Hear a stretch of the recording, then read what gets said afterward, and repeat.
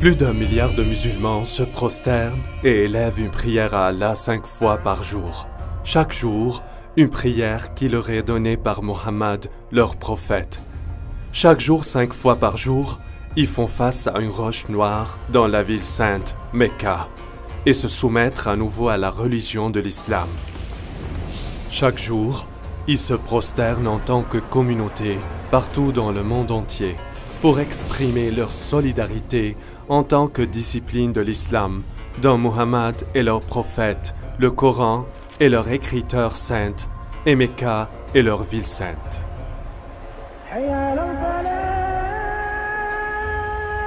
Cependant, comme les découvertes archéologiques commencent à pointer vers une histoire différente, qu'ils étudient sérieusement et qui s'opposent aux vérités autour de la fondation de l'islam, s'ils ont raison, quelles seront les implications de cela sur les musulmans aujourd'hui? Nous avons des moyens à notre disposition qui n'ont jamais été disponibles auparavant. La technologie moderne nous permet de reconstituer les premières années de l'islam et de comprendre les données qui ont intrigué les histoires pour des années. À travers le monde entier, les universités, les musées et les bibliothèques mettent des livres et des manuscrits anciens sur le réseau Internet afin que les chercheurs puissent y accéder. Maintenant, nous pouvons accéder à ces anciens manuscrits avec seulement quelques clics sur la souris. Aujourd'hui, les académiciens et les amateurs peuvent vérifier avec précision via satellite les emplacements et les détails qu'auparavant nécessitent d'énormes dépenses et efforts. Aujourd'hui et pour la première fois, une nouvelle ère de recherche entourant la fondation de l'islam voit le jour et nous pouvons enfin regrouper les événements qui se sont déroulés réellement à la péninsule arabique il y a 1500 ans.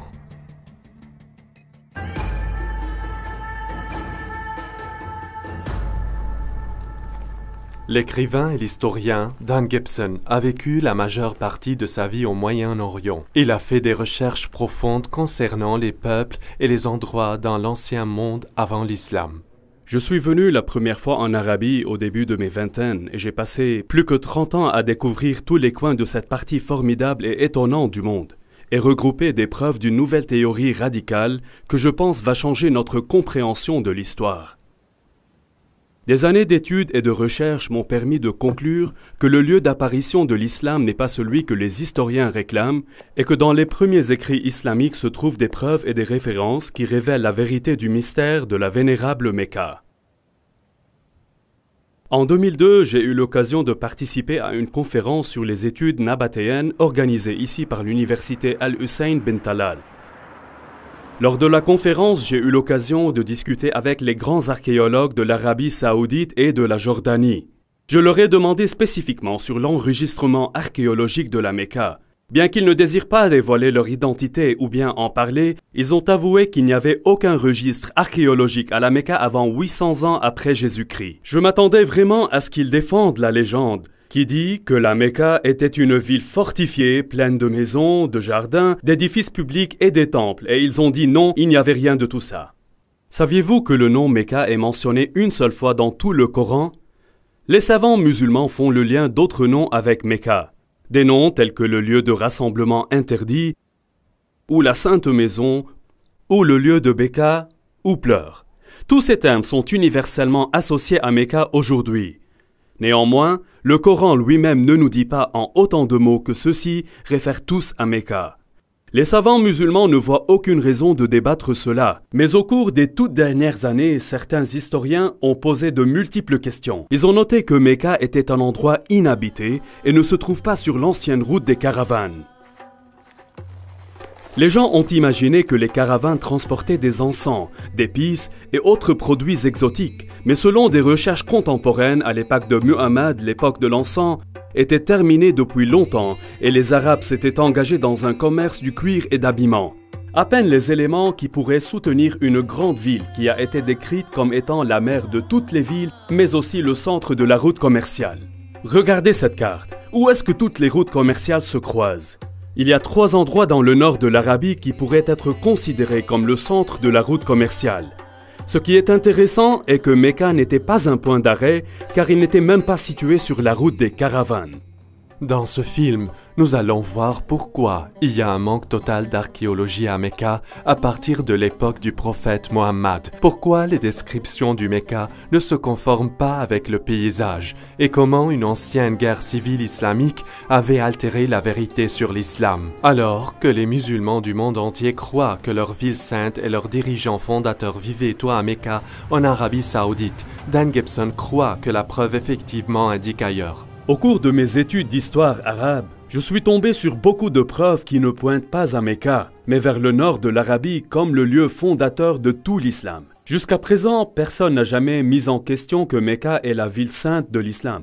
Chaque musulman croit qu'il devrait prier vers la roche noire à Mecca. Mais des années d'études et de nombreux voyages à toutes les parties de la péninsule arabique m'ont conduit à une nouvelle compréhension radicale de l'histoire islamique. Je crois que dans le processus de compréhension de l'histoire islamique, une erreur fondamentale a été faite. Ce ne fut pas un mensonge délibéré, c'était une malcompréhension de ce qui était arrivé au cours des années de fondation de l'islam. Alors plus tard, les écrivains islamiques ont corrigé ce qu'ils pensaient être une erreur dans les histoires précédentes, quand c'était en fait la vérité. Est-il possible que plus d'1 milliard de personnes qui suivent la religion de l'islam comprennent mal comment et où leur religion a commencé ? Et si c'est le cas, quelles implications cette preuve a sur le musulman moyen qui veut suivre les instructions de son prophète Mohammed? Nous allons examiner une période dans l'histoire et un cadre que peu d'entre nous comprennent. Pendant des siècles, les histoires du monde classique et les empires du Moyen-Orient ont été discutées, mais peu d'effort a été donné à l'histoire de l'Arabie. Cette ignorance est vraie, pas seulement de l'Ouest, mais aussi des Arabes eux-mêmes. Le prophète Mohammed est né en 570 après Jésus-Christ, dans un temps et lieu que peu de gens savent aujourd'hui. Son grand-père et son père étaient des marchands nabatéens, et Mohammed lui-même a épousé une femme marchande. Un jour, Mohammed méditait dans une grotte et un ange le visitait. L'ange lui a enseigné des paroles de louange à Allah. Plus tard, sa femme a convaincu Mohammed que c'était un ange vraiment, qu'il est appelé d'être le prophète de Dieu. Au cours de sa vie, il a eu beaucoup de visites de ce même ange, et chaque fois il y avait une nouvelle révélation. Ces révélations de l'ensemble de la durée de vie de Mohammed ont été groupées à ce que nous connaissons aujourd'hui, le Coran. Adel Shamari a étudié l'islam au collège islamique au Koweït. Au fil des années, lui et Dan ont formé une bonne amitié et ont souvent trouvé eux-mêmes attirés dans une profonde discussion sur la foi et de son histoire. Le message de Muhammad était « Il y a un seul Dieu et Muhammad est le dernier prophète de Dieu ». Ce qui laissait beaucoup des gens à Mecca furieux parce qu'il adorait d'autres dieux. Il adorait beaucoup d'idoles. Pour cette raison, les gens sont devenus en colère. La persécution a commencé contre Muhammad et sa minorité. Muhammad et ses partisans ont décidé de migrer vers Médine. Mohammed et ses partisans ont souffert de la persécution. Alors il fuit et quelques-uns de ses partisans à Médine. Cette ville s'est convertie à l'islam et Mohammed a établi un gouvernement là-bas. En fait, nous pouvons dater le calendrier musulman dès cette période de temps. Après, ses disciples ont commencé à attaquer les caravanes, en n'ayant plus de pouvoir et devenant nombreux, jusqu'à ce que finalement des gens se joignent à eux. Au point où ils sont devenus une présence militaire élargie, en fait à travers toute l'Arabie. Mohammed a donné sa vision de propager l'islam dans le monde entier. Cependant, il est mort de façon inattendue. Et à ce moment, les conflits conduisaient à des guerres civiles. Mais en dépit de ces différences et de ces divisions, il y avait le rêve continu d'étendre la foi au monde entier.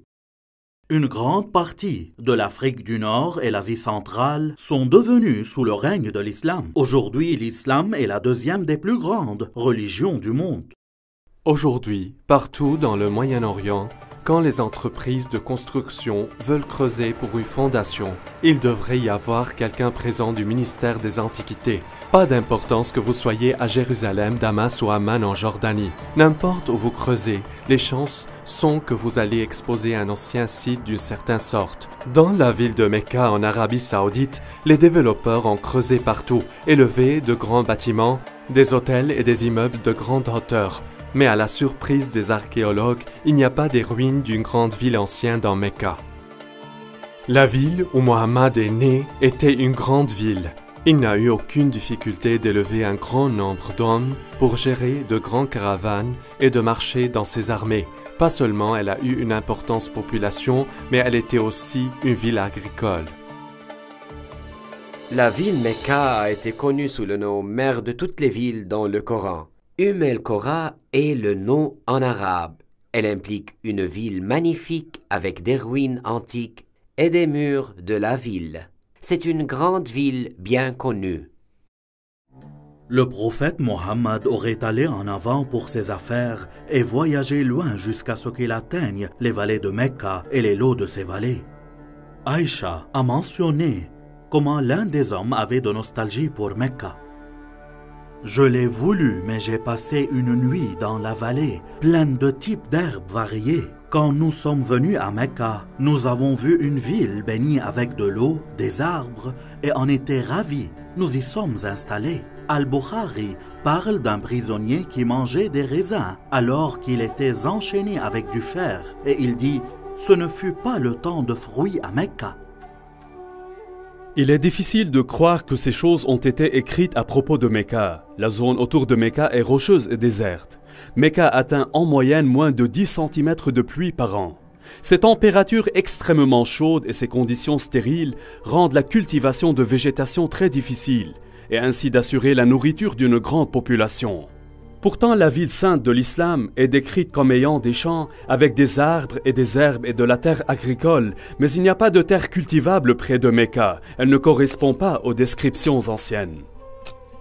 Ibn Ishaq a mentionné que les gens de Mecca étaient réticents à couper des arbres dans la zone sacrée. La présence d'arbres et de plantes dans les temps anciens peut être facilement testée par la présence de spores et de pollen dans le sol vieux intact. À ce jour, il n'y a aucune trace d'arbre ayant jamais existé dans l'ancienne Mecque. Un autre puzzle est que la ville de Mecca est manquante sur toutes les premières cartes de l'Arabie. On pourrait penser qu'une grande ville marchande en Arabie serait mentionnée sur les premières cartes, mais pas une seule carte montre Mecca avant le temps de l'islam. Au fil des ans, j'ai récolté des copies de nombreuses cartes anciennes de l'Arabie. Je les ai traduites diligemment. Mais je n'ai jamais trouvé Mecca mentionné une seule fois sur une carte avant l'islam. Saviez-vous que le nom de Mecque n'apparaît pas dans toute la littérature avant 740 après Jésus-Christ, 120 ans après la fondation de l'islam? Ne trouvez-vous pas mystérieux que pour les 120 premières années du début de l'histoire islamique, aucune des nations environnantes ne savait rien sur l'existence de Mecca? Comment une grande ville qui pourrait soulever des milliers d'hommes dans son armée, une ville qui avait l'agriculture, les arbres, l'herbe, les fruits et les raisins, peut être manquée par d'autres nations. Comment une grande ville avec des murs, des temples et des bâtiments publics n'existait pas dans les annales et d'autres nations. Surtout, il était une ville marchande qui a entrepris le commerce avec toutes les nations autour d'elle. Et le plus inexplicable de tout ça, c'est que quand nous allons à l'emplacement physique de cette ancienne ville, nous constatons qu'il n'y a pas d'enregistrement archéologique précoce. Il était un endroit insignifiant, même pas sur une route commerciale. Beaucoup d'historiens aujourd'hui sont venus à la conclusion que les informations de la fondation de l'islam sont tous des mythes. Il y a une différence entre ce que les dossiers islamiques nous disent et ce que les archéologues ont trouvé. Donc la conclusion que les documents islamiques sont tout simplement des mythes fabriqués. Durant mes années d'études, je suis devenu convaincu que les premiers enregistrements ne sont pas des mythes, mais ils réfèrent à un autre lieu qui correspond à l'ensemble de toutes ces descriptions. Personnellement, je crois que Muhammad est né et a grandi dans un autre endroit, et que les musulmans font face à la mauvaise direction quand ils prient. Selon l'histoire islamique communément admise, la Kaaba était un sanctuaire majeur dans la ville de Mecca et le point d'attraction du pèlerinage en Arabie. Un bon point de départ pourrait être d'étudier les pèlerinages avant la fondation de l'islam. Comme l'historien Tabari a enregistré, il y a deux types de pèlerinages, le Hajj et la Umrah, le grand pèlerinage et le petit pèlerinage. Le grand-père de Muhammad s'habituait à effectuer la Umrah avant l'islam. Cette Umrah avant Mohammed était à un moment où le pèlerinage arabe aura eu lieu à un endroit connu sous le nom de lieu rassemblement interdit. Cet emplacement a occupé plusieurs idoles païennes. Ces noms étaient présents avant l'islam. Et les musulmans utilisent les mêmes noms aujourd'hui. Ces noms sont de l'extérieur. Ils ne sont pas islamiques.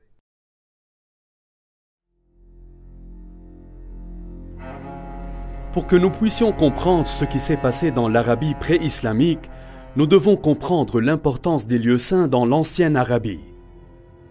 Depuis les temps anciens, les religions du Moyen-Orient ont considéré les dieux comme régionaux plutôt que comme universels. Les lecteurs modernes de l'histoire ont longtemps été influencés par les concepts grecs et romains du panthéon des dieux et ont parfaitement échoué à réaliser l'importance que les anciens Arabes donnaient aux dieux des régions spécifiques. Pour les anciens Arabes, il y avait des dieux qui vivaient en Mésopotamie, des dieux qui vivaient en Égypte et les dieux qui vivaient en Grèce et ainsi de suite. Les marchands arabes qui traversaient une zone respectaient les dieux locaux. Ils ne sont pas opposés aux dieux de différents endroits. Ils étaient opposés à la représentation d'un dieu sous forme humaine ou animale. Ils ont préféré utiliser des formes géométriques. Par exemple, ici, il y a un dieu sous la forme d'un bloc et là-bas à la forme d'un triangle. Chacun de ces dieux était considéré comme un dieu local et doit être respecté lors du passage à travers leur territoire. Une telle vision de la religion conduit naturellement à accepter les territoires et les lieux comme étant sacrés aux dieux spécifiques.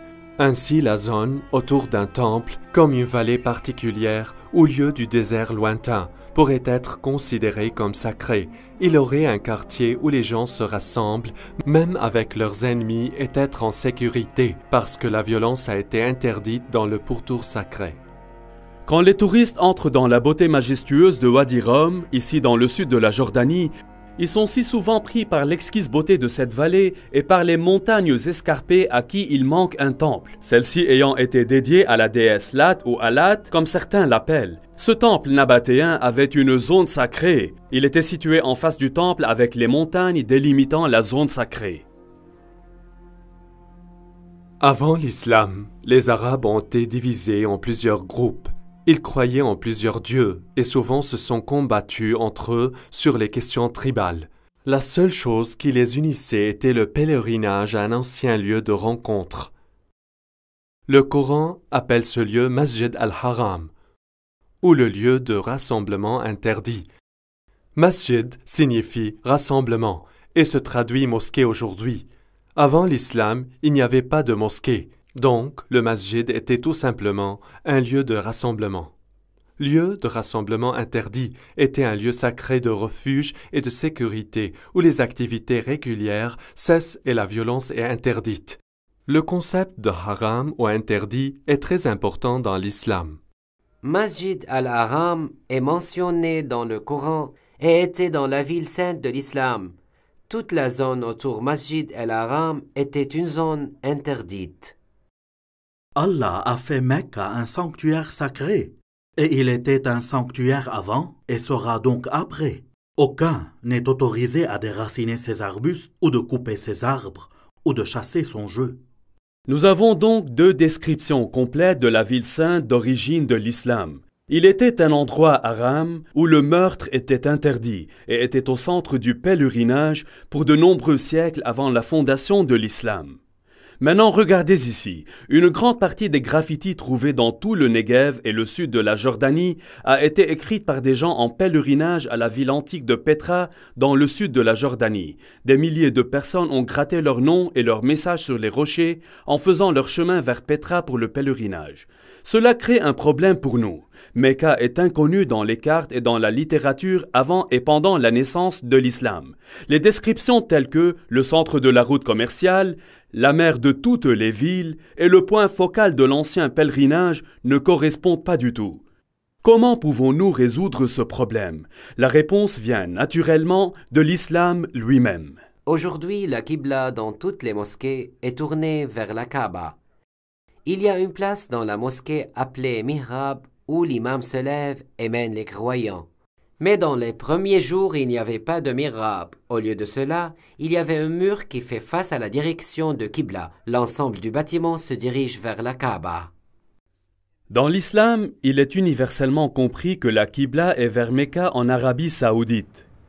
Personne ne remet en question la direction de la Qibla aujourd'hui. Cependant, le Coran dit aux musulmans, ils ont une Qibla. Le texte du Coran ne donne pas le nom de la ville à laquelle la prière a été initialement faite. Il ne mentionne que Masjid al-Haram ou lieu de rassemblement interdit. Les musulmans croient qu'ils priaient initialement vers Jérusalem. Selon des sources islamiques, en 624 après Jésus-Christ, Muhammad a changé la Qibla vers Mecca. Muhammad a révélé donc cela dans la sourate 2 du Coran. Nous avons nommé la Qibla à vous. En fait, c'était un changement important, sauf à ceux guidés par Allah. Allah ne ferait jamais votre foi sans effet. Maintenant, nous allons vous tourner vers une Qibla qui doit vous plaire. Tournez votre visage dans la direction de la mosquée Masjid al-Haram, où que vous soyez. Tournez vos visages dans cette direction. En tant qu'historien de la péninsule arabique, je me suis toujours intéressé à trouver le lieu de l'original Qibla. Dans quelle direction Muhammad priait-il avant que la Qibla n'ait été changée? Était-ce Jérusalem comme certains le prétendent? Était-ce la Syrie comme certains le prétendent? Ou était-ce une toute autre direction? Si nous avions à faire cette étude il y a 100 ans, il aura fallu une quantité incroyable de travail et de recherche. Nous aurions à parcourir le monde à la recherche des anciens sites pour trouver les premières mosquées de l'islam. Maintenant, en quelques instants, nous pouvons faire ce qui d'habitude prenait toute une vie.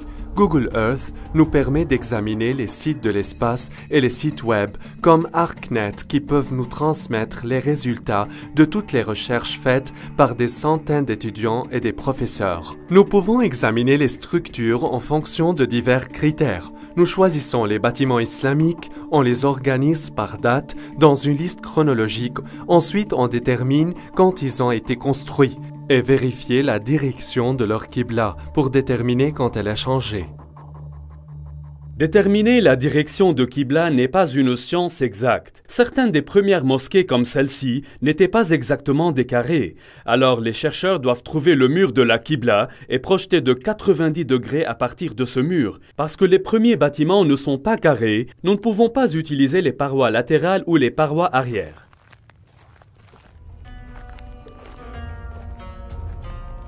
Ceci est le mihrab d'une ancienne mosquée.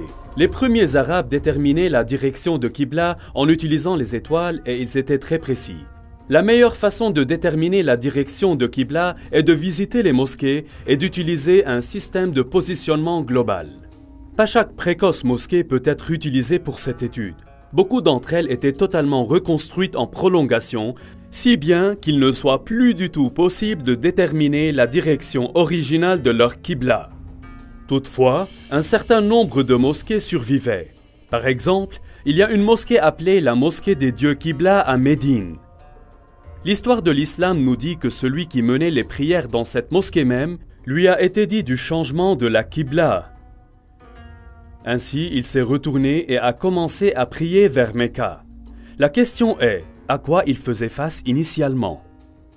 Les musulmans ont une réponse toute prête, en direction de Jérusalem. Aujourd'hui, la mosquée des deux Qibla fait face à Mecca, mais en 1987, la mosquée a été complètement démolie afin d'être reconstruite. Au cours du processus de construction, l'ancienne fondation a été révélée et ils ont découvert qu'il y avait un mur de la Qibla qui faisait effectivement face au nord, généralement vers Jérusalem. Et donc les musulmans croyaient initialement que la Qibla est vers Jérusalem. Il y a un moyen simple afin de mettre ça en test. Si nous revenons aux premières mosquées qui ont été construites où nous pouvons identifier leur direction de prière, nous pouvons les tracer sur une carte et voir si leurs lignes se convergent. Elles pointent vers les directions différentes. Elles pointent toutes vers Jérusalem. Elles pointent toutes vers un autre lieu. Après la mosquée des dieux Qibla en Arabie Saoudite, il y a 11 autres mosquées survivantes que nous pouvons examiner.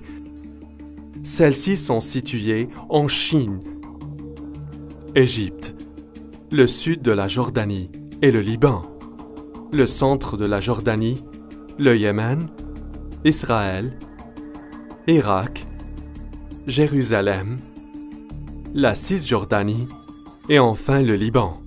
Si nous suivons l'ordre dans lequel elles ont été construites, la deuxième mosquée survivante a été construite à Guangzhou en Chine. Guangzhou est le nom moderne pour ce qui était connu par la ville de Canton. Lorsque Marco Polo est arrivé à cette ville en 1300 après Jésus-Christ, il a découvert plus de 100 000 commerçants arabes et persans qui y vivaient. Les Arabes faisaient du commerce avec les Chinois pour des centaines et des centaines d'années. Tout cela est bien documenté. Et Abi Waqqas, un oncle de Muhammad, a voyagé en Chine pour une mission commerciale. Et selon les manuscrits chinois, il a construit une mosquée pour les Arabes à Canton en 627 après Jésus-Christ, ou 6 ans après la fondation de l'islam. J'ai examiné personnellement cette mosquée et j'ai utilisé un appareil GPS pour déterminer la direction de Qibla de la mosquée. Ce que j'ai trouvé était surprenant. Cette mosquée ne fait pas face à Mecca. Elle fait face à 12 degrés au nord de Mecca, ce qui signifie qu'elle ne fait pas non plus face à Jérusalem. Sa Qibla passe au sud de Jérusalem. La mosquée suivante a été construite en 641 après Jésus-Christ, environ 20 ans après la fondation de l'islam dans la ville de Fostat, juste à l'extérieur du Caire.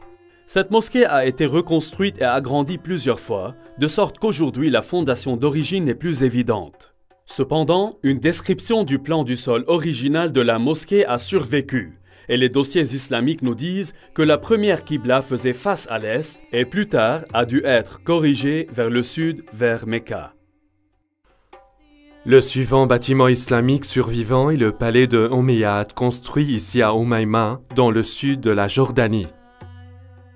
Vers 700 après Jésus-Christ ou environ 80 ans après la fondation de l'islam, la famille Abbas a construit ici une grande maison. Cette maison n'avait pas une zone spéciale pour la mosquée, plutôt les croyants s'alignaient ici dans la cour pour la prière. Cette maison a une direction de Qibla, mais pas en direction de Jérusalem. L'année suivante, une nouvelle mosquée a été construite à Baalbek au Liban. Notez que sa Qibla ne pointe pas vers Mecca. Un an plus tard, les Omeyyades construisent un grand lieu impressionnant ici sur la citadelle à Amman en Jordanie. Cette mosquée se dirige vers le sud et Mecca est ici. Après quelques années, en 705 après Jésus-Christ ou 84 ans après la fondation de l'islam, les musulmans ont construit la grande mosquée de Sanaa, dans la capitale du Yémen. Bien que cette mosquée se dirige en général vers Mecca, en fait, elle se dirige un peu à l'ouest de Jérusalem. L'année suivante, en 706 après Jésus-Christ, les dirigeants des Omeyyades musulmans construisent Kirbat al-Minya, un grand complexe de palais en Israël sur les rives de la Galilée. Ce complexe de palais avait une chambre spécifique utilisée comme une mosquée. Selon une inscription mise sur une passerelle, il a été construit 87 ans après la fondation de l'islam par le souverain musulman El-Walid. Ce bâtiment et sa mosquée ne font pas face à Jérusalem. Cette même année, les musulmans ont aussi construit la mosquée Wasit en Irak. À l'origine, les archéologues ont affirmé que cette mosquée faisait face à Jérusalem. Pourtant, d'autres recherches ont montré que ce point de mosquée se dirigeait vers le sud de Jérusalem. La mosquée suivante est la mosquée Al-Aqsa à Jérusalem même. Cette mosquée n'est pas le temple d'hommes, mais plutôt la vieille mosquée au sud de la coupole. Cette mosquée est déjà à Jérusalem, mais elle a aussi un Qibla. Et il ne pointe pas vers Mecca.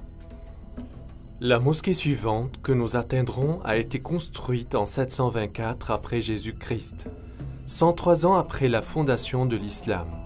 Celle-ci est la mosquée Khirbat al-Mafjar, près de Jéricho, dans la vallée de la Jordanie.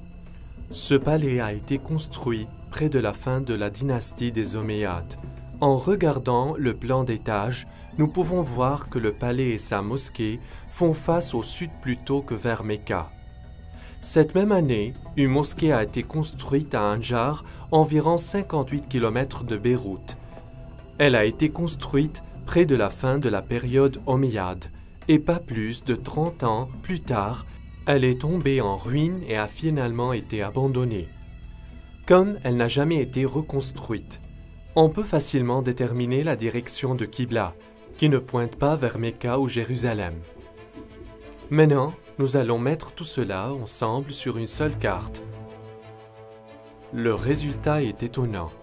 Au cours des 100 premières années de l'islam, 100% de toutes les mosquées survivantes que nous avons localisées jusqu'à maintenant font face à une place dans le sud de la Jordanie plutôt que de Mecca, du nord-sud et ouest. Toutes les mosquées se dirigent vers un seul endroit. Ce n'est pas une petite erreur dans la détermination de la direction de Qibla, car toutes visent spécifiquement un seul endroit. Directement sous ce point se situe l'ancienne ville de Petra. C'est une ville qui est bien connue pour nous aujourd'hui. Elle est un site touristique populaire. Les touristes viennent de partout dans le monde pour admirer les grands temples et les monuments de cette ville. Serait-ce que Petra est la mère de toutes les villes décrites dans le Coran? Elle a été au centre des anciens pèlerinages arabes. Alors Petra pourrait être aussi le lieu de naissance de Mohammed et la ville fondatrice de l'islam. Dan, c'est étrange. Vous dites que c'est Petra, mais Bukhari dit que c'est Jérusalem. Que devons-nous penser? Comment pouvons-nous accepter cela quand Bukhari dit que c'est Jérusalem? Chaque bon musulman me dit que les musulmans se sont habitués à prier en faisant face à Jérusalem. Ils le savent parce que Bukhari leur a dit ça. Et je suis d'accord. Bukhari dit que c'était Jérusalem. Mais Bukhari a écrit cela 200 ans après Muhammad. Et il l'a écrit plus de 100 ans après que le changement de Qibla a eu lieu. Il n'est donc pas un témoin oculaire, il est tout simplement le collecteur de ce dont les gens se souviennent. Et il a noté en fait plusieurs idées contradictoires qui circulaient à cette époque-là.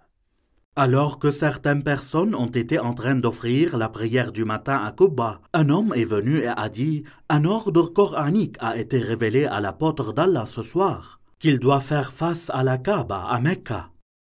Alors vous aussi, vous devez tourner vos visages vers elle. » À ce moment, leur visage était vers la Syrie. Et en entendant cela, ils se tournèrent vers la Kaaba de Mecca. Je crois que Muhammad, tout en vivant dans Médina, il priait en se dirigeant au nord vers Petra, qui était dans la province romaine de Syrie. Au moment où Bukhari recueillait ces histoires, les gens avaient oublié Petra, et tout le monde se souvenait que leurs grands-parents priaient vers la Syrie. Dan, le Coran nous dit que Masjid el-Haram est en Mecca. Alors, où est l'emplacement réel? Ceux qui apportent l'argument à propos de Mecca posent un point intéressant. Je suis d'accord que dans la littérature islamique, le nom Mecca est synonyme de la première ville sainte de l'islam. Lorsque Muhammad était un jeune homme, les gens ont décidé de reconstruire la Kaaba. Dans les décombres, ils ont trouvé plusieurs blocs de construction avec des inscriptions écrites en syriaque, la langue des Nabatéens. Et ils ont trouvé un juif qui pourrait leur traduire. « Je suis Allah, le Seigneur de Mecca. Je l'ai créé le jour que j'ai créé le ciel et la terre, et formé le soleil et la lune, et je l'ai entouré avec 7 pieux anges. Elle se tiendra tant que ces 2 montagnes se présentent comme une bénédiction pour ces gens avec du lait et de l'eau. » Le mot Beka est un ancien mot sémitique qui signifie pleurer ou se lamenter. Si le titre Beka a été attribué à un emplacement, cela voudrait dire le lieu de pleurer. Le nom Beka n'a jamais été utilisé pour Jérusalem. Il n'apparaît qu'une seule fois dans la Bible, dans le psaume 84. Ici, il est utilisé en référence à une vallée de larmes. Mais le Coran parle aussi d'une vallée de larmes où Agar pleurait Ismaël. Le Coran interpose cette histoire dans Beka, qui est le premier nom du lieu où la Kaaba a été construite. Certes, cet endroit n'était pas Jérusalem, qui a été une ville construite au sommet d'une montagne et non dans une vallée? Je pense que la réponse est assez simple. Il y avait beaucoup de grands tremblements de terre à Petra, tels que celui de 551 après Jésus-Christ, seulement 19 ans avant que Mohammed ne soit né. On nous dit que lors de ce tremblement de terre, une grande partie de Petra a été détruite. Petra aurait pu être appelée la vallée de Beka parce que beaucoup de personnes ont été tuées au cours de nombreuses années à cause de tous ces tremblements de terre. Si Petra est la ville sainte de l'islam, alors il devrait y avoir des preuves de la tribu de Mohammed et Quraysh autour de Petra.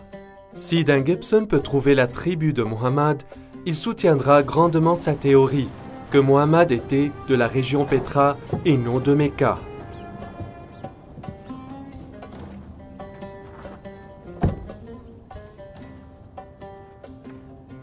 Il y a longtemps, celle-là a été connue comme la ville de Awar ou Oumema, comme elle est connue aujourd'hui.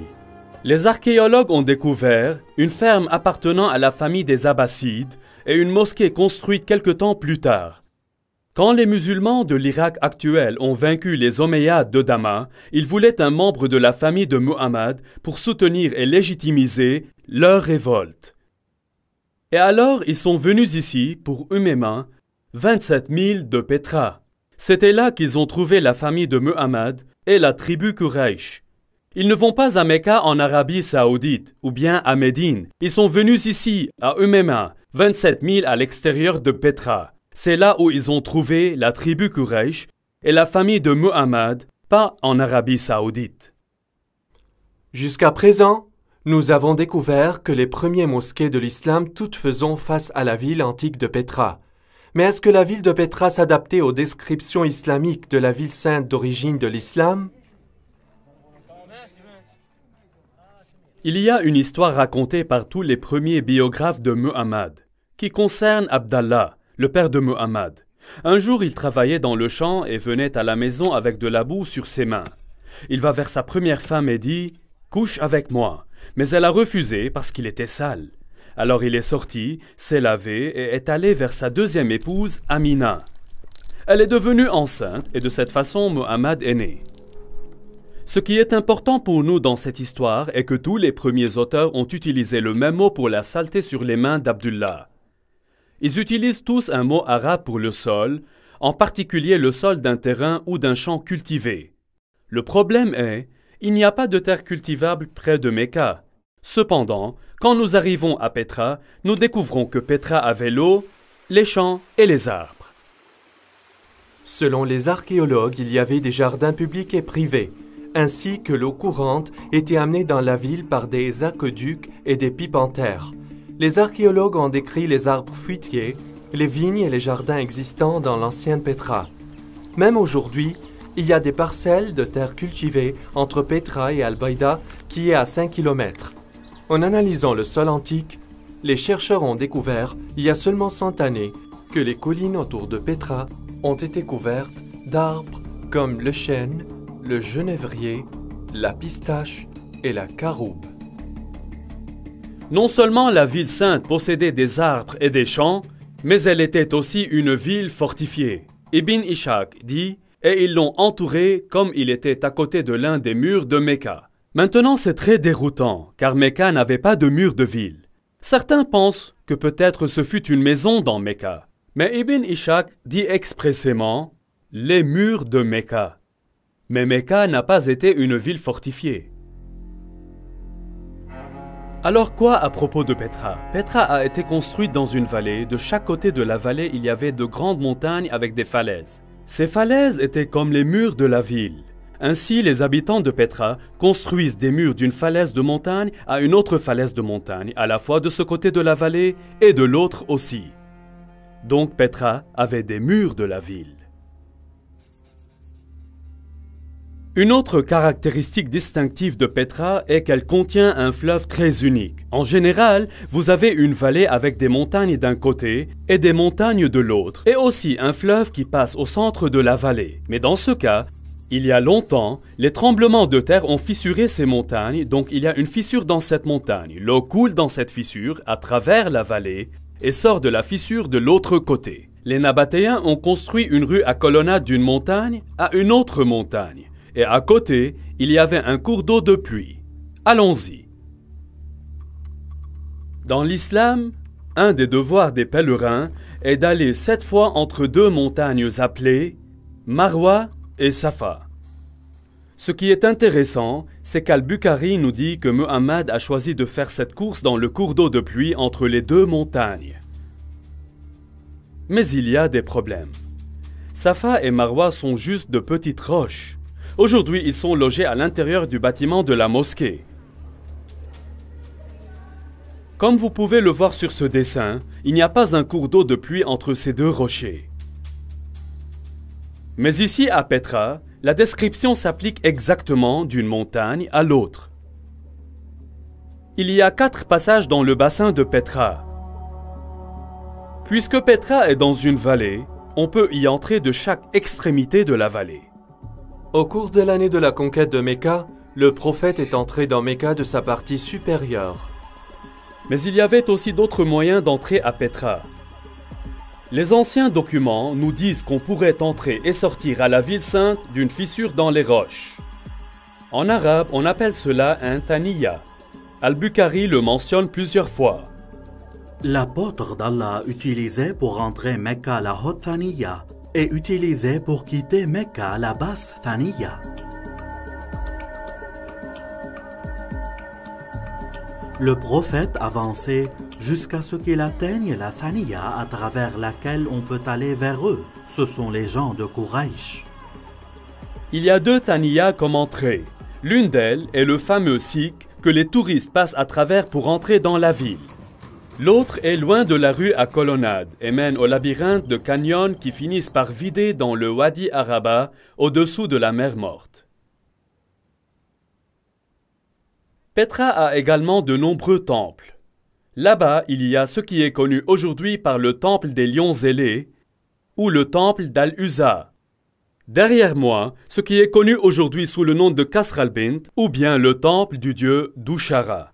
Cette courte chaîne de montagnes ici était la maison du dieu et ici dans le cœur des montagnes est le temple de ce dieu Al-Dushara. Maintenant, Ibn Hisham nous raconte une histoire très intéressante.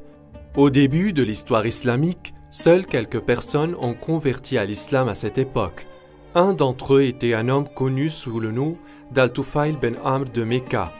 Il a accepté l'islam dans l'un de ses voyages, et une fois rentré chez lui à Mecca, sa femme a également décidé d'accepter l'islam. Al-Tufail dit alors à sa femme de se rendre au temple de Dushara et se purifier là-bas. Dans la zone sacrée, il y avait un filet d'eau où elle pouvait se laver. Elle l'a fait et rentra chez lui et a appris à propos de l'islam. Est-ce que cette histoire a eu lieu à Mecca, qui est loin d'un millier de kilomètres, où il n'y avait pas de temple jusqu'à Dushara, ou bien a eu lieu ici même à Petra? Si cela est vrai, alors le temple de Dushara est là. Elle aurait dû descendre dans ce temple, se laver et ensuite rentrer chez eux. Y a-t-il un temple à Dushara à Mecca en Arabie Saoudite? Non, il n'y a pas de temple, pas de fissure dans la roche, pas un courant d'eau, pas de mur de la ville, pas d'herbe, pas d'arbres. Rien, tout se trouve ici à Petra. Et pour les 100 premières années, toutes les mosquées dans tout le monde islamique visent ici, Masjid al-Haram, lieu de rassemblement interdit ici, à Petra. Il n'y a aucune autre ville dans le monde qui s'adapte si parfaitement à cette description. Al-Khattab avait tellement harcelé Zayed et l'a forcé à se retirer dans la partie supérieure de Mecca et s'est arrêté dans la montagne de Hira, face à la ville. Il est très intéressant de prendre en compte que la montagne Hira est située dans la partie supérieure de Mecca. Si vous allez à Mecca aujourd'hui, la grotte de Hira ne fait pas face à la ville.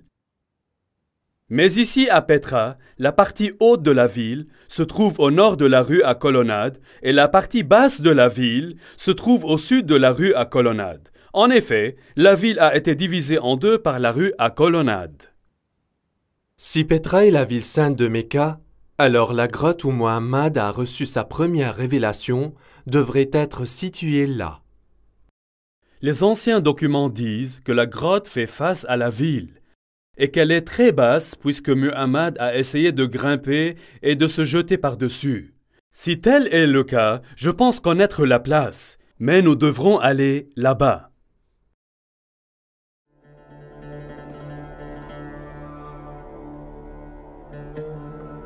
Ici, dans cette grotte, nous pouvons voir qu'il y a beaucoup de différents dieux-blocs.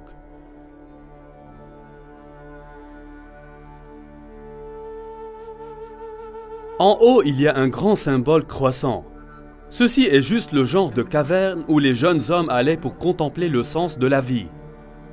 Les descriptions et l'emplacement de cette grotte sont tous comme les documents anciens décrivent, juste à l'extérieur de la ville. L'entrée fait face à la ville et la preuve que les gens ont passé beaucoup de temps ici dans le culte et la méditation. Je pense que ce lieu est l'un des plus saints pour tout l'islam. Et il est ici, à Petra. Le Coran ordonne tous les musulmans à faire face au lieu de rassemblement interdit quand ils prient. Maintenant, le lieu de rassemblement interdit n'était pas un bâtiment, il était beaucoup plus que cela. Il fut une grande zone marquée avec des pierres spéciales. Ces pierres ont marqué la frontière autour de la zone sacrée. C'est interdit de tuer à l'intérieur de cette zone, même les oiseaux. Maintenant, quel genre de pierre auriez-vous besoin pour marquer une telle zone? Si vous aviez seulement de petites pierres rondes, elles seraient perdues parmi les autres pierres du désert. Elles devaient être les plus grosses pierres, et il devrait y avoir quelque chose de spécial à leur sujet dont vous saviez avec certitude que ce fait la limite de la zone sacrée. Aujourd'hui à Mecca, il n'y a pas des roches de frontières. Les historiens ont longtemps pensé à quoi se ressemblent ces pierres marqueurs, mais ils semblent avoir été perdus dans les années qui se sont écoulées depuis. On peut être qu'elles n'étaient jamais là. Si Petra est la ville sainte d'origine de l'islam, alors bien sûr les pierres spéciales ne seraient pas à Mecca. Elles seraient à Petra. Il y a une caractéristique sur Petra qui est absolument fascinante. Chaque fois que les touristes viennent à cette ville, ils passent par un certain nombre de pierres cachées, connues sous le nom rocher djinn. Ceci est un nom de fantaisie qui leur est donné par les bédouins locaux. Ce qui est très intéressant est qu'il y a plus de 20 de ces grosses pierres carrées marquant toutes les entrées de la ville. Est-ce possible que ceux-ci marquent le sanctuaire interdit? Peut-être que c'est la raison qu'elles ne sont pas situées à Mecca? Si c'est vrai, alors Masjid al-Haram ou le sanctuaire de rassemblement interdit aurait été situé ici. Et si elle se trouvait ici, alors la Kaaba aurait été située ici aussi. Mais elle ne l'est pas, parce qu'un homme nommé Ibn Zubayr l'a déplacée. Jusqu'à présent, dans ce programme, nous avons examiné la direction de la prière que les musulmans à l'origine faisaient face. Comme nous l'avons vu, toutes les mosquées construites au cours des 100 premières années de l'islam pointent vers Petra. En utilisant les deux mosquées dans la citadelle d'Amman, Dan Gibson a déterminé les années approximatives du changement de la direction de Qibla. Est-ce que l'histoire islamique nous donne des indices quant à la raison pour laquelle la direction de la prière avait changé? Si l'on regarde dans l'histoire islamique à ce moment précis, nous nous trouvons face à face avec la deuxième guerre civile islamique. De nombreuses guerres ont eu lieu dans l'islam. Il y avait des guerres civiles après la mort de Muhammad. Pour cette raison, il y a des chiites et sunnites aujourd'hui dans l'islam. Les Omeyyades, qui étaient sunnites, ont triomphé et gouverné Damas. À cette époque-là, le gouverneur dans la ville sainte était Abdallah ibn Zubayr. Il a été malheureux particulièrement. Pour lui, la ville sainte était la ville la plus importante de l'islam, la mère de toutes les villes. Mais les dirigeants omeyyades ont choisi Damas comme la nouvelle capitale et beaucoup de gens étaient mécontents de la corruption et des luttes intestines à Damas. En 683 après Jésus-Christ, environ 64 ans après la fondation de l'islam, Ibn Zubayr se déclare lui-même calife dans la ville sainte et c'est ainsi qu'a commencé la deuxième guerre civile islamique. Les Omeyyades ont fortement réagi et envoyé une armée contre la ville sainte. Ibn Zubayr a ensuite fait une chose choquante. Il a détruit la Kaaba, l'ancien sanctuaire saint de l'islam. Ibn Zubayr avait démoli le sanctuaire Kaaba jusqu'à ce qu'il l'ait nivelé au sol et a creusé sa fondation. Puis, il a placé la pierre noire à côté d'elle dans une cage en bois et une bande de soie. Les Omeyyades se sont battus contre Ibn Zubayr et ses compagnons. Mais après 40 jours, les nouvelles sont arrivées. Le calife à Damas est décédé. Maintenant, les Omeyyades généraux ont insisté que la bataille n'était pas terminée, mais qu'ils doivent retourner à Damas afin qu'un nouveau calife puisse être établi. Les membres de la famille royale des Omeyyades étaient venus à la bataille aussi, et ils ont insisté qu'ils doivent retourner à Damas sous la protection de toute l'armée. Donc, toute l'armée s'est avancée. Le problème que nous avons ici est une question de temps. Les dossiers islamiques sont tout à fait clairs que, lorsque le calife est mort, son fils âgé de 13 ans règne à sa place. Al-Tabri, volume 20, nous dit spécifiquement que son fils a survécu seulement 40 jours après la mort de son père, avant que lui aussi ne soit tué. Pendant ce temps, toutes les armées de la ville sainte retournaient à Damas. Maintenant, une armée en mouvement lent aurait pris plusieurs jours pour couvrir le trek de 1400 km à travers le désert de Mecca en Arabie Saoudite pour arriver à Damas en Syrie. Si l'armée pouvait se déplacer de 20 000 par jour, il leur fallait encore 43 jours. Lorsque vous ajoutez le temps qu'a pris le messager pour apporter le message, le temps qu'il a fallu pour l'armée à décider de revenir et de se mobiliser, et aussi la marche de 43 jours, tout simplement il n'y a pas assez de temps. Mecca est trop loin pour être crédible. Toutefois, si la ville sainte était Petra, les distances seraient toutes considérablement réduites. Ce problème de distance empoisonne encore et encore l'histoire islamique. Mecca, en Arabie Saoudite, est tout simplement trop loin pour être compatible avec la plupart des contes dans l'histoire islamique au début. Maintenant, avec l'accalmie dans la guerre, Ibn Zubayr a eu le temps de reconstruire ses défenses et préparer le retour de l'armée omeyyade. Je voudrais vous montrer quelque chose. Voici quelques volumes de l'histoire de l'islam d'Al-Tabri. Al-Tabri a réussi à collecter une quantité massive de matériel et il a écrit à propos de ce qui est arrivé au cours de chaque année de l'histoire islamique. Il a consacré des chapitres entiers, parfois même 2 chapitres à chaque année, mais quelque chose d'étrange s'est vraiment passé. La fameuse bataille pour la ville sainte se déroule sur plusieurs années, mais l'an 70 de l'histoire islamique est d'une grande et réelle importance. Remarquez qu'Al-Tabri a écrit 15 pages décrivant ce qui s'est passé en l'an 69 et 27 pages décrivant ce qui s'est passé aussi en l'an 71. Mais où est l'année 70? Regardez ceci. À propos de l'année 70, Al-Tabri écrivait seulement quelques lignes de texte. N'a-t-il pas trouvé plus d'informations sur cette année, ou est-ce plus tard que les éditeurs ont censuré cette année du dossier d'Al-Tabri? Seulement quelques lignes, mais ce qu'il enregistre nous donne quelques détails existants et croustillants. Il nous dit que Mus'ab ibn Zubayr, apparemment un frère de Abdallah, apporte des équipements à la ville sainte. Est-ce que ces équipements étaient des matériels militaires? Non, il dit qu'il a amené beaucoup de chevaux et de chameaux. Je crois que c'était l'année où les disciples d'Ibn Zubayr se déplaçaient au sud de Petra, dans les déserts de l'Arabie, pour trouver un endroit où ils pourraient tenir contre les forces omeyyades. Tous les détails de cette année ont été retirés de l'histoire d'Al-Tabri, mais nous savons qu'ils ont obtenu beaucoup de chevaux et de chameaux, ce qui n'aurait eu aucun autre but que de déplacer un grand nombre de personnes hors de la ville. Cette accalmie dans la guerre a continué l'année suivante, afin qu'Ibn Zubayr profite de la pause pour entreprendre un projet religieux. Il a décidé de reconstruire la Kaaba. Mais Al-Tabri ne nous racontait pas où la nouvelle Kaaba a été construite. Était-ce à Petra ou bien dans un tout nouvel emplacement plus sûr loin de Mecca? Je crois que la nouvelle Kaaba a été construite en Arabie Saoudite et que la roche noire a été déplacée pour la sauvegarder. Donc même si Ibn Zubayr a perdu la ville sainte, il avait encore la roche et une nouvelle Kaaba. Après qu'un nouveau calife a été établi, l'armée omeyyade se retournait. Cette fois, l'armée était plus grande et les Omeyyades ont apporté de grandes armes de guerre avec eux. Parmi eux, une machine de lancement en pierre appelée Manjanik. La guerre entre Ibn Zubayr et Al-Hajjaj a eu lieu durant 6 mois et 17 nuits dans le creux de Mecca. Yusuf ibn Mahak dit « J'ai vu la Manjanik avec des pierres lancées. Le ciel tonnait et s'éclairait, et le bruit du tonnerre et de la foudre dépassait celui des pierres, de sorte qu'il les a couvries.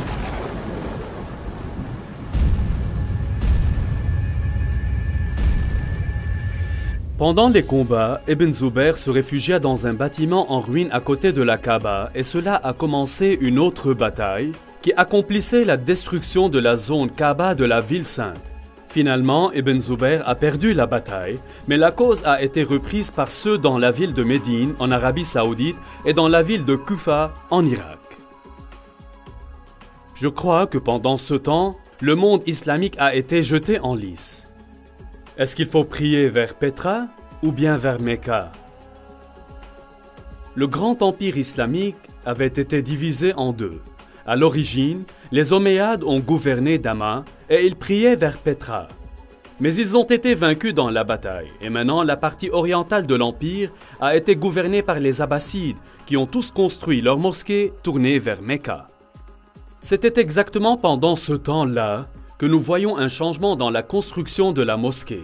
Avant cela, chaque nouvelle mosquée construite faisait face à Petra. Mais maintenant, pour la première fois, quelques-unes des nouvelles mosquées ont commencé à faire face à Mecca en Arabie Saoudite. Mais le problème existait encore. Qu'est-ce que vous faites avec les vieilles mosquées? Elles ont été construites face à Petra. Ce fut durant cette période que les mosquées ont commencé à accrocher un panneau sur le mur pour indiquer la direction de la prière. Il a été dit sous le règne d'Uthman que le calife a ordonné que les signes s'affichent sur les murs des mosquées de Médine, ainsi que les pèlerins pourraient facilement identifier la direction vers laquelle ils avaient besoin d'adresser leurs prières. Ceci est un développement vraiment très intéressant, parce que jusqu'à ce moment, les mosquées ont été construites pour faire face au mur de la Qibla et ils ont fait face à la ville sainte. Pourquoi auriez-vous besoin d'introduire un signe, à moins que la direction de la prière n'ait changé? Autour de ce temps, après 89 ans de la fondation de l'islam, une niche a été soudainement introduite dans la structure de la mosquée pour indiquer la direction de la prière. Ce créneau a été ajouté à des bâtiments plus anciens et également incorporé dans les nouveaux bâtiments. Aujourd'hui, le créneau est la norme dans toutes les mosquées, mais il n'a pas été à l'origine. Il n'y avait pas de niche jusqu'à ce que la direction de Qibla ait changé. Dans la guerre civile, les Omeyyades encore priaient vers Petra, mais les rebelles dans la ville sainte, à Médine et à Kufa, choisissent de prier vers la nouvelle Qibla en Arabie Saoudite. Lorsque les armées de Kufa rencontraient Ibn Zubayr, Bujair ibn Abdallah al-Musli disait: Louange à Dieu qui nous a testés avec des chaînes et vous a testés en nous donnant le pardon. Ibn Zubayr, nous sommes des gens qui se tournent vers la même Qibla que vous. Quelle étrange phrase! Nous sommes des gens qui se tournent vers la même Qibla que vous. Les historiens musulmans se disputent que cela signifie que c'est la même Qibla que tous les autres. Mais maintenant que nous avons découvert des preuves du changement de Qibla en ce moment même, cette phrase prend une signification particulière. Les habitants de Kufa se joignent à Ibn Zubayr en acceptant son Qibla. C'est essentiel pour comprendre une partie de ce qu'il va avoir lieu plus tard. Même si Ibn Zubayr était finalement tué et semblait perdre la guerre civile, la ville de Kufa jouait un rôle majeur dans le développement de la nouvelle dynastie abbasside et Kufa devenait un centre théologique et un lieu pour copier le Coran.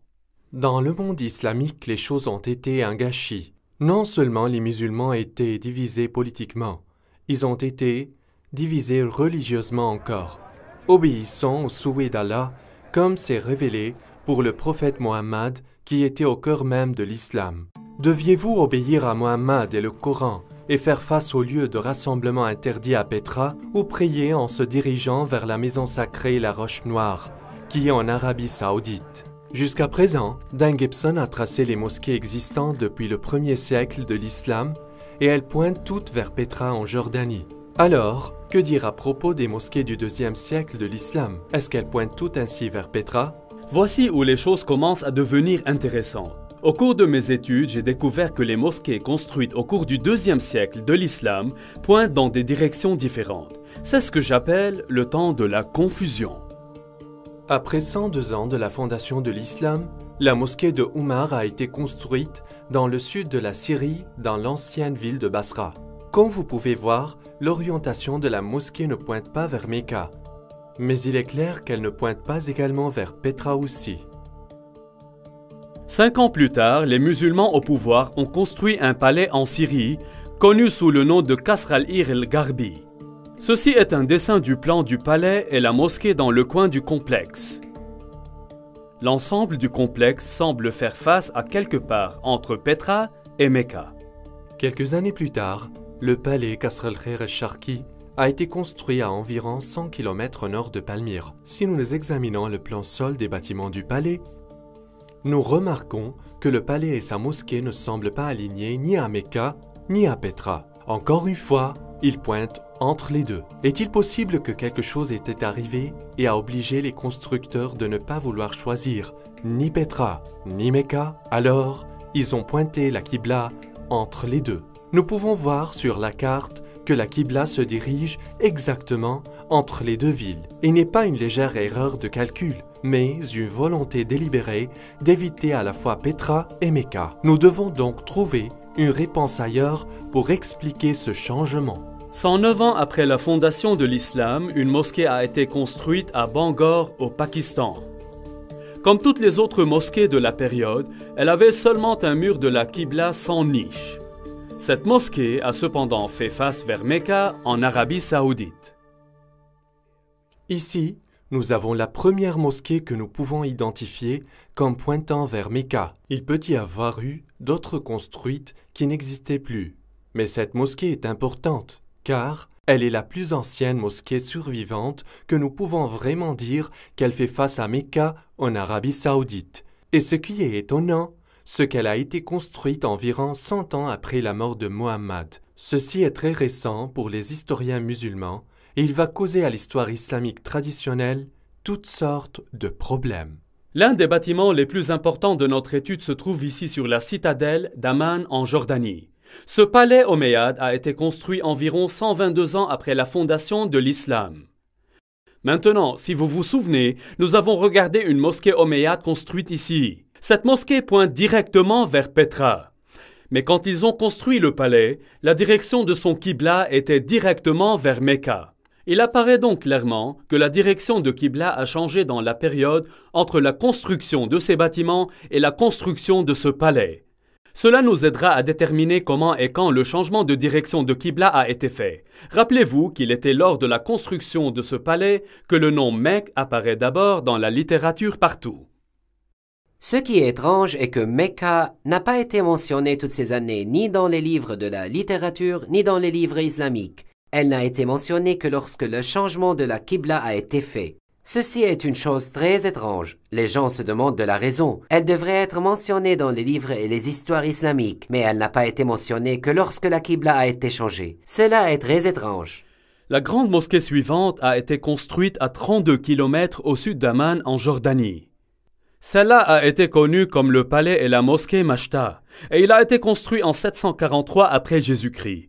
Comme vous pouvez le voir, il était un très grand et impressionnant palais omeyyade, avec la mosquée située dans la partie sud de la structure, en face de Petra. En effet, l'ensemble du complexe fait face à Petra. Ce qui rend cela intéressant est qu'il semble que l'islam est maintenant divisé en plusieurs groupes. Il y avait les traditionalistes qui ont construit leur mosquée comme celle-ci, face à Petra, mais il y avait des réformateurs dont les mosquées faisaient face à Mecca, et il y avait d'autres qui ne sont pas dans les deux groupes et ils ont refusé de choisir l'une de ces qiblas. Pendant ce temps, un changement important a eu lieu dans l'histoire islamique. Les dirigeants omeyyades de l'islam à Damas ont été vaincus par les Abbassides de Koufa. En 754 après Jésus-Christ, le nouveau calife Al-Mansour a commandé la construction d'une toute nouvelle capitale de l'Est, en choisissant Bagdad en Irak comme son site. La nouvelle ville a été construite sur un plan spectaculaire. Contrairement à la forme aléatoire commune de la plupart des villes du Moyen-Orient, elle a été construite dans un grand cercle. Les concepteurs ont présenté une zone nouvelle et ont utilisé la cendre pour dessiner le plan de la ville sur le terrain avant la construction. La ville, qui a été achevée en 767 après Jésus-Christ, était de 2 km de diamètre. Comme vous pouvez le voir sur ce dessin, la principale mosquée de la ville n'avait aucune niche indiquant la direction de la prière. Cela devait venir plus tard. Un mur a été utilisé comme mur de la Qibla et ce mur se dirigeait directement vers Mecca, comme toutes les autres mosquées construites à partir de ce temps par les dirigeants abbassides. Si cela est vrai, Alors le prophète Mohammed et les 4 premiers califes qui ont bien guidé dans l'islam et les princes omeyyades suivants qui ont gouverné l'islam de Damas priaient tous vers la ville de Petra. Mais à la fin du règne des Omeyyades, quelque chose est arrivé et a obligé les constructeurs de changer la direction de leur mosquée. Quelques-uns faisaient face à Petra, quelques-uns à Mecca, et certains ont choisi d'être neutres et visent entre les deux. Cela a créé un problème pour la moitié occidentale de l'islam. Les gens de l'Ouest étaient encore fidèles aux Omeyyades antérieurs. Donc, le monde islamique est maintenant divisé en deux. Les dirigeants abbassides en Irak qui contrôlaient la partie orientale de l'Empire et les princes omeyyades qui contrôlaient l'Afrique du Nord et l'Espagne. Ceci est un moment important dans l'histoire islamique parce que les Omeyyades en Espagne s'épanouissaient dans la culture et commençaient à construire des bâtiments magnifiques et impressionnants. Les constructeurs en Espagne avaient un problème. Traditionnellement, les Omeyyades tout priaient vers Petra. Mais, comme nous allons le voir, quelque chose de terrible s'est arrivé. Les futures mosquées ne feront plus face à cette direction. Leurs ennemis, les Abbassides, priaient maintenant vers Mecca en Arabie Saoudite. Donc, ils ne voulaient pas choisir cette direction de la prière. Alors, que devraient faire les Omeyyades? En examinant les mosquées construites par les Omeyyades d'Espagne, j'ai découvert un développement plus surprenant. Ces constructeurs n'ont choisi ni Petra ni Mecca. Maintenant, comme nous l'avons vu, certains des constructeurs du Moyen-Orient ont choisi de pointer leur qibla entre les deux villes. Mais les constructeurs en Afrique du Nord et en Espagne ont décidé de faire quelque chose de complètement différent. Au fil des années, les historiens ont toujours été intrigués par ces mosquées. Leur qibla semble pointer vers quelque part en Afrique du Sud. Mais toutes les mosquées africaines et espagnoles soulignaient légèrement des endroits différents. Tout semble réellement très confus. Cependant, lorsqu'elles sont portées sur une carte, nous pouvons voir que les mosquées d'Afrique du Nord et d'Espagne ont toutes les qiblas parallèles à une ligne tracée entre Petra et Mecca. Donc, plutôt que de choisir Petra ou Mecca, ils ont choisi de faire leur qibla parallèle à une ligne tracée entre les deux villes. Tous les musulmans savent que Mecca est en Arabie Saoudite, mais vous dites que Mecca est à Petra. Sur quoi avez-vous basé pour aboutir à cette théorie? Quelle est votre orientation et preuve pour ça, Monsieur Dan? Nous savons que Mecca est en Arabie Saoudite. Alors sur quelle base vous dites ces choses? Si vous n'êtes toujours pas convaincu, je veux vous montrer quelque chose d'autre. Vous souvenez-vous quand nous avons discuté de la deuxième guerre civile islamique? Ibn Zubayr se barricade dans la ville sainte et l'armée syrienne omeyyade l'entourait et la gardait pendant 4 mois. Au cours du mois d'octobre, les Syriens ont apporté une catapulte jusqu'au mur de la ville où ils ont lobé les rochers tout droit dans les lieux saints de l'islam. Comment est-ce possible? Normalement, les gens vivaient derrière les murs de la ville. Une catapulte écrasait tout simplement les maisons des gens. Mais dans ce cas, on dit que la catapulte a frappé les lieux saints de l'islam dans le centre de la ville. Comment est-ce possible? Eh bien, ici à Petra, il y a une caractéristique unique. Petra avait des murs au nord et au sud. Les murs de la ville ont traversé la vallée. Mais au nord, les murs n'atteignaient pas tout le long du chemin vers le canyon, car il y avait un cours d'eau qui traversait le canyon. Je crois que les Syriens ont apporté leurs catapultes tout droit dans la rivière asséchée, à l'endroit où ils pourraient lancer les rochers au cœur même de la ville pour attaquer la Kaaba et les lieux saints de l'islam. Les archéologues de l'université Brown ont creusé ici à Petra depuis de nombreuses années. Le projet était d'excaver ce qui est connu comme la région du Grand Temple. Comme ils découvraient le temple, Dan était surpris de trouver des preuves qui ont soutenu sa théorie. L'une des caractéristiques intéressantes de ce bâtiment est que les gens ont construit des défenses ici contre les attaques. Vous voyez dans cet endroit, ils ont fermé cette porte-là afin qu'ils puissent se défendre. Ce qui est arrivé après le tremblement de terre en 551 après Jésus-Christ. On peut dater les défenses, ici même, par les tuiles qui ont été utilisées dans la construction de ces moyens de défense. Cependant, il n'y a pas de bataille enregistrée à Petra pendant ce temps-là. Mais nous savons ce qui est arrivé au cours des années de la fondation de l'islam. Mais ce n'est pas la seule preuve que nous avons. Au cours de toutes les fouilles, les archéologues ont découvert plus de 400 pierres catapultées. Ces pierres sont enterrées à peu près au bon endroit et aussi au bon moment. Ceci est une indication forte et évidente que la bataille non seulement a eu lieu ici, mais aussi que dès le début, la première Kaaba était proche de cet endroit. Donc, l'islam a été divisé entre les traditionalistes et les réformateurs. Les traditionalistes ont prié en direction de Pétra en Jordanie, et les réformateurs ont prié vers Mecca en Arabie saoudite, et d'autres délibérément choisissaient une voie médiane. Comment vont-ils un jour résoudre ce dilemme? Pétra, la ville de pleurs, a subi une calamité fatale. Des tremblements de terre ont secoué la région de Pétra en détruisant les bâtiments, temples et maisons. Les dégâts ont été tellement mauvais que la ville n'a jamais été reconstruite à nouveau. La preuve de cette première Kaaba est disparue maintenant. Les pierres catapultées ont détruit une grande partie et Ibn Zubayr a détruit le reste. En 712, un tremblement de terre a détruit le barrage qui détournait l'eau autour de Pétra. Donc les eaux de crue durant les années ont annulé toutes les preuves qui restaient. Donc, avec la mémoire de Pétra disparaissait de vue, les chroniqueurs de l'histoire islamique ont écrit peu de Pétra et 150 ans plus tard, ils n'ont jamais mentionné le nom de nouveau. Dans le temps, les souvenirs de ces deux endroits se sont fusionnés en un seul, celui de Mecca en Arabie saoudite. À partir de ce temps, tous les Qibla faisaient face ici. Ce ne fut que lorsque les outils archéologiques modernes, photos satellites et Internet ont permis aux historiens, universitaires et aux chercheurs du monde entier de récupérer une image différente. Ceci est une chose étrange. C'est la première fois que j'en ai entendu parler. Voulez-vous vraiment que les musulmans y croient cela? Pourquoi n'est-il pas écrit dans la littérature islamique ou enregistré dans les livres d'histoire? Vous dites que les musulmans ont oublié, intentionnellement oublié. Comment n'est-il pas mentionné? C'est étrange. Afin de comprendre les événements qui ont influencé l'écriture de l'histoire islamique, nous devons effectivement reconnaître plusieurs choses. Premièrement, c'est ma conviction qu'il y avait un vide littéraire dans l'Empire islamique au début, créé par les musulmans zélés qui ont détruit des livres et des manuscrits, effacé des inscriptions, brûlé des bibliothèques et détruit toute la littérature, sauf le Coran, qui était un ensemble de pièces collectées çà et là et des révélations données par Muhammad. Cette destruction de documents écrits par les forces islamiques a été bien documentée.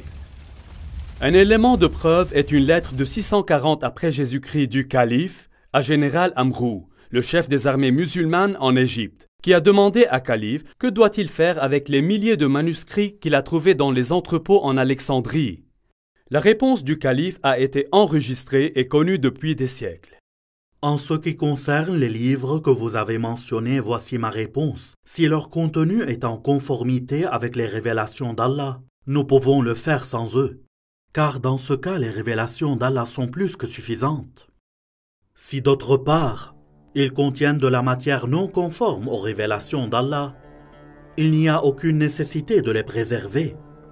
Procédez ensuite et les détruire.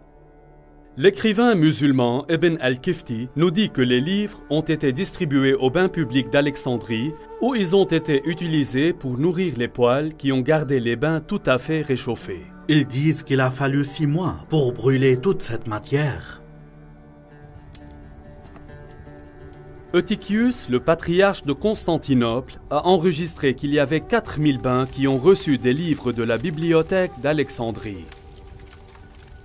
Cette combustion de livres, pourtant, n'a pas commencé en Égypte, mais 4 ans plus tôt, en Perse, les armées de calife Omar ont rencontré les armées perses dans la bataille de Qadisiyah en l'an 636 après Jésus-Christ. Au début de janvier 637, l'avant-garde musulmane a atteint la périphérie de Ctésiphon et mis le siège devant la ville pendant 2 mois. Finalement, la ville est tombée et les musulmans l'ont prise. Pendant les combats, les palais et la bibliothèque de Ctésiphon ont été délibérément brûlés. En fin de compte, le seul livre qui a réussi à survivre en Arabie était le glorieux Coran. En ce qui concerne l'histoire du Coran, les historiens ont lutté.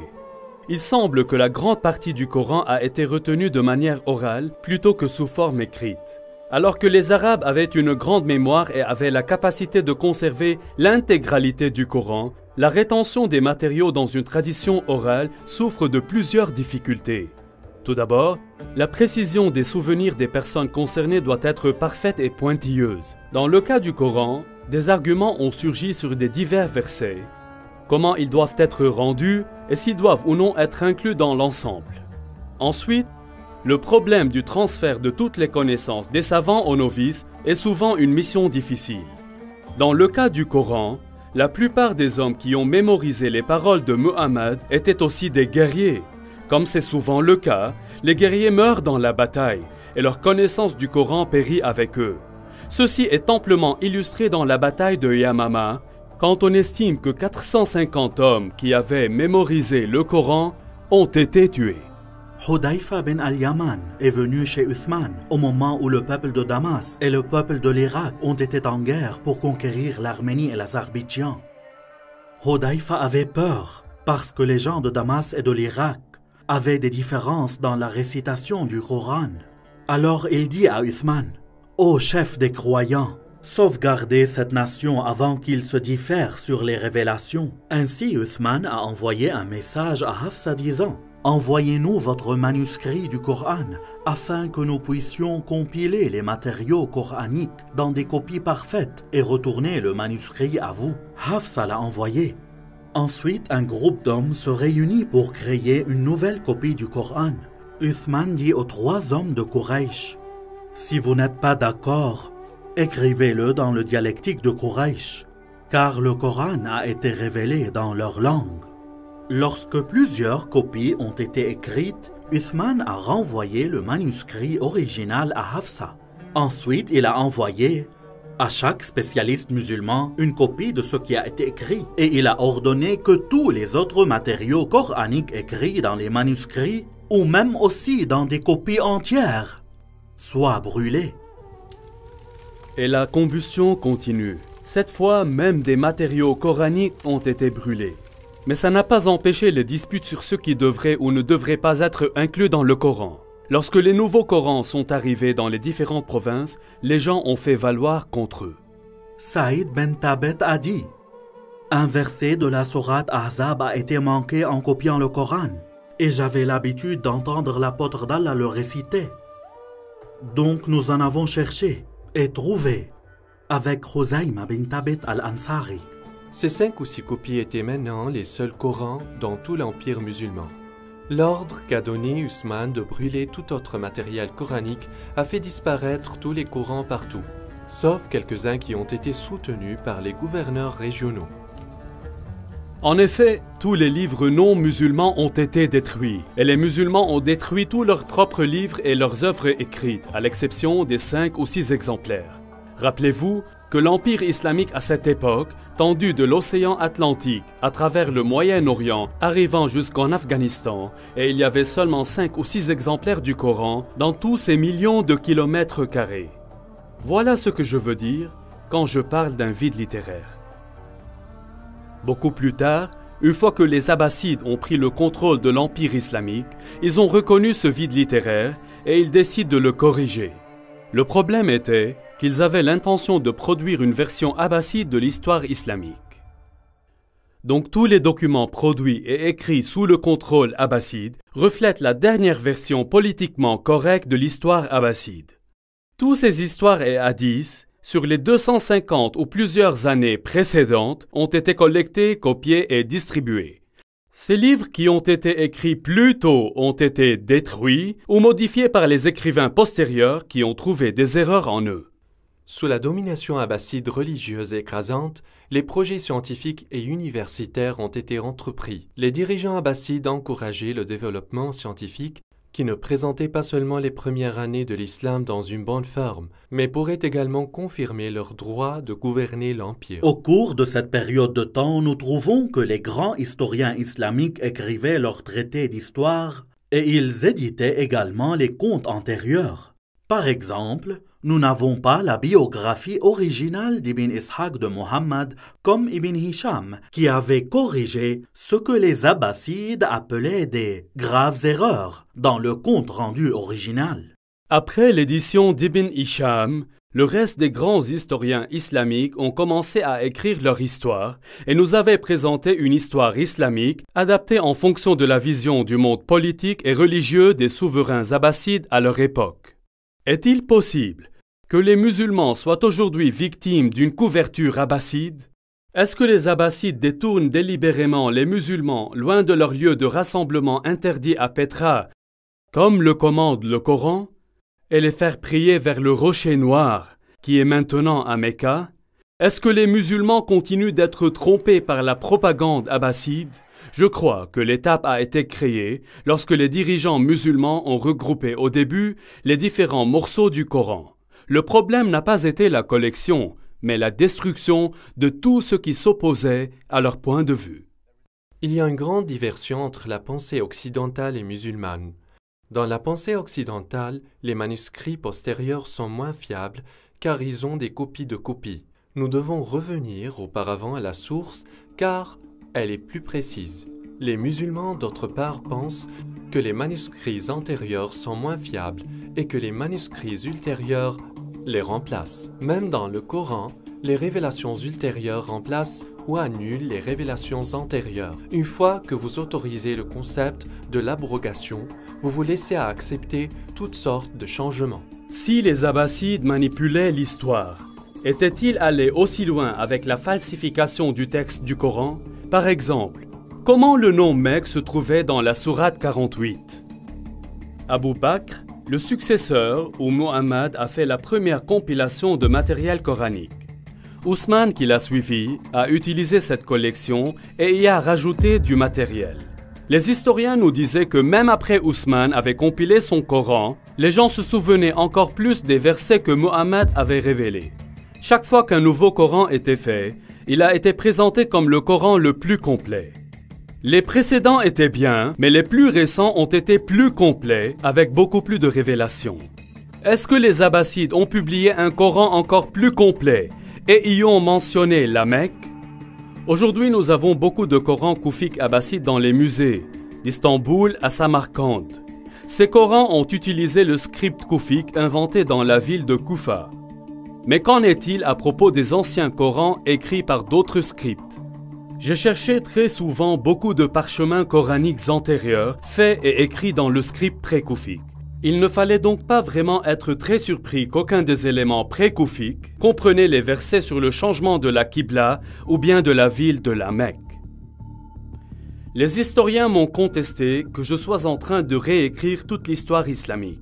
Je vous assure que je ne suis pas en train de le faire. Je suggère seulement un tout petit changement. Il y a longtemps, la ville sainte de l'islam a été désignée comme Becca. Je crois que c'était un nom utilisé pour la ville de Petra après les tremblements de terre répétés qui ont tué beaucoup de personnes. Après qu'Ibn Zubayr a déplacé la pierre noire de Mecca, les scribes n'avaient qu'à faire un petit changement aux écritures islamiques. En arabe, Becca est écrit comme ça. Il est très facile de changer le B en un M. Observez bien. Voilà tout ce qu'il fallait. Il est pratiquement indétectable au lecteur plus tard. Est-ce que les scribes abbassides corrigeaient une référence antérieure à Becca dans le Coran et la transformaient en Mecque? Je crois que tous les éléments de preuve pointent vers Petra comme étant la ville antique de Becca, le lieu fondateur de l'islam. Toutes les mosquées du 1er siècle de l'islam pointent au lieu de rassemblement interdit à Petra, et toutes les descriptions adaptent Petra, non Mecca. On apprend aux musulmans dans le Coran de prier vers le lieu de rassemblement interdit. Le Coran ne dit absolument rien à propos du rocher noir. Il est clair que, bien que la recherche de Dan Gibson soit enracinée dans l'histoire islamique et il ait une grande affection pour le monde arabe, ces théories sont provocantes pour les musulmans. Comme les religions du monde entier sont supposées de plus en plus prouver la véracité de leurs origines, toutes les religions doivent envisager des recherches sérieuses qui les trouvent difficiles. l'islam a besoin de se demander s'il est possible que plus d'1 milliard de personnes ont été trompées par la propagande abbasside concernant comment et où leur religion a commencé. Et si c'est vrai, quelles sont les conséquences aujourd'hui sur le moyen des musulmans?